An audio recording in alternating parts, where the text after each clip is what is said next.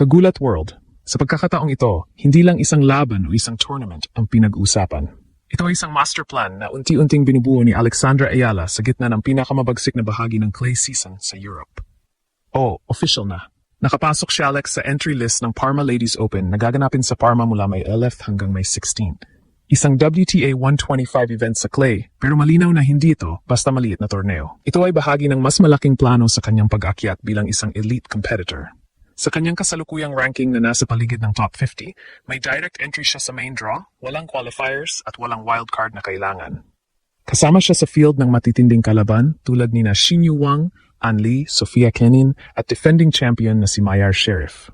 Ibig sabihin, hindi siya basta participant lang. Isa siya sa mga inaasahang lalaban ng seryoso sa draw. Pero dito nagiging mas interesting ang sitwasyon. Kahit confirmed ang kanyang entry, hindi pa sigurado kung makakalaro siya sa Parma. Bakit? Dahil eksaktong naka-overlap ito sa kanyang kampanya sa Italian Open, isa pang mas malaking WTA 1000 event na bahagi ng kanyang pangunahing preparasyon. Kung aabot siya sa second week sa Rome, natural na hindi na siya makakapaglaro sa Parma dahil sa pagod, recovery at scheduling conflicts. Ngunit kung maaga siyang matatapos sa Rome, ang Parma ay magiging susunod niyang destinasyon para ipagpatuloy ang kanyang momentum. Dito makikita ang talino ng kanyang scheduling. Hindi ito fallback na walang direksyon. Ito ay strategic flexibility. Kung magtagumpay siya sa Rome, dala niya ang confidence at ranking points papunta sa susunod na yugto. Kung hindi naman, may pagkakataon siyang bumawi agad sa Parma sa parehong surface laban sa solid competition. Sa ganitong paraan, tuloy-tuloy ang kanyang development at hindi nasasayang ang bawat linggo ng clay season. Kung titignan ang kabuuang flow ng kanyang schedule, malinaw ang pattern. Nanggaling siya sa Mutua Madrid Open, susunod ang Rome, at posibleng Parma bago ang pinakamalaking target, ang French Open. Tatlong magkakaibang yugto ng paghahanda ito. Sa Madrid, sinusubok ang kanyang adaptability sa mabilis na clay conditions. Sa Rome, hinahasa ang kanyang consistency at endurance sa mas mabagal at mas technical na laban. At sa Parma, kung sakaling kailangan, may pagkakataon siyang mag-ipon ng dagdag na matches at kumpiyansa bago pumasok sa Grand Slam stage. Hindi rin biro ang physical na demand ng ganitong schedule. Ang clay courts ay kilala sa mahabang rallies at matinding footwork at halos walang pahinga sa pagitan ng mga torneo. Para sa isang 20 anyos na atleta, ito ay hindi lang test ng skill, kundi test ng katawan at mental toughness. Kaya mahalaga ang bawat desisyon, kung kailan lalaban, kung kailan magpapahinga at kung saan magfo-focus ng energy. Sa kabila nito, ang presensya ni Alex sa mga ganitong torneo ay patunay ng kanyang pag-angat. Hindi na siya umaasa sa pagkakataon o wildcard entries. Naroon siya dahil karapat-dapat siya. Ang kanyang ranking ang nagbukas ng pinto sa mga malalaking events at ang kanyang performance ang magdedetermina kung gaano kalayo ang kanyang mararating. Para sa Pilipinas, ang bawat update sa kanyang European swing ay may dalang excitement at pride. Hindi lang siya naglalaro. Siya ay kumakatawan sa isang bagong henerasyon ng Filipino athletes na kayang makipagsabayan sa global stage. Ang kanyang journey ay hindi lamang personal na laban, kundi inspirasyon para sa maraming kabataang nangangarap na makarating sa parehong antas. Sa huli, ang Parma Ladies Open ay maaring tingnan bilang optional stop, pero sa mas malalim na pananaw, ito ay bahagi ng isang mas malaking sistema ng paghahanda. Ito ay simbolo ng pagiging handa sa anumang senaryo, ng pagiging flexible sa harap ng pressure, at ng pagiging strategic sa bawat galaw.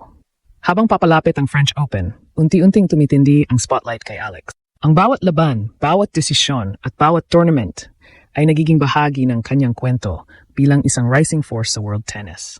At sa bawat hakbang niya sa clay courts ng Europe, mas lalong nagiging malinaw na hindi na siya basta pangalan sa draw. Isa na siyang atleta na sinusubaybayan ng buong mundo.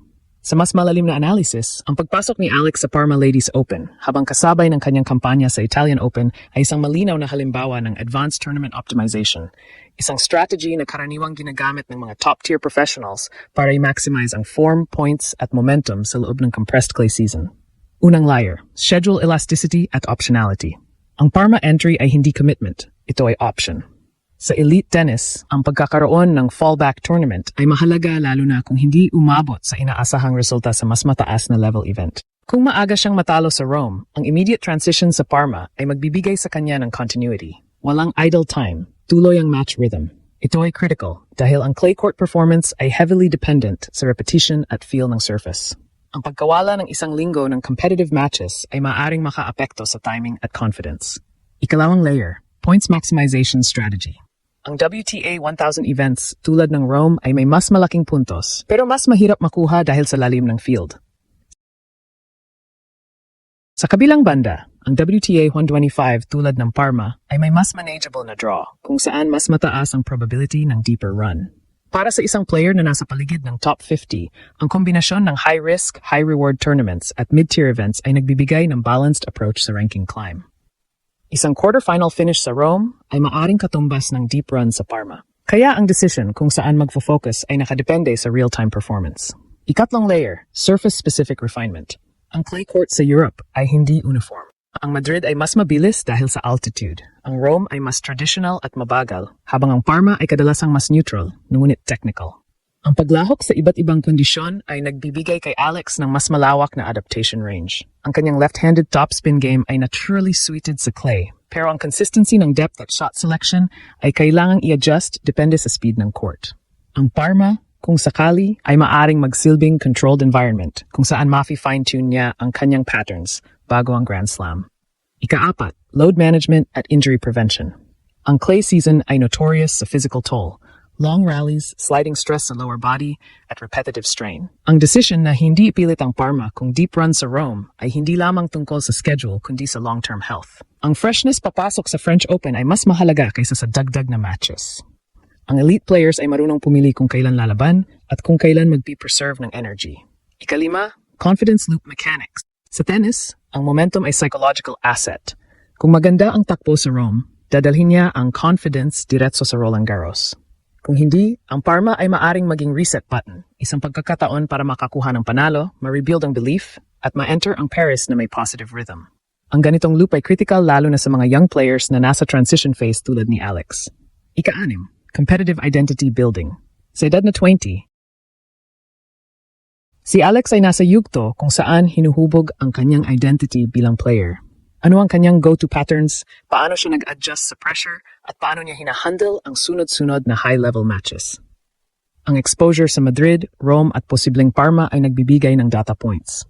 Hindi lang sa coaches kundi sa kanya mismo, kung saan siya malakas at saan pa kailangan ng development. Sa kabuuan, ang Parma entry ay hindi simpleng backup tournament. Ito ay bahagi ng isang layered system na naglayong i-optimize ang kanyang performance trajectory papunta sa pinakamahalagang event ng clay season.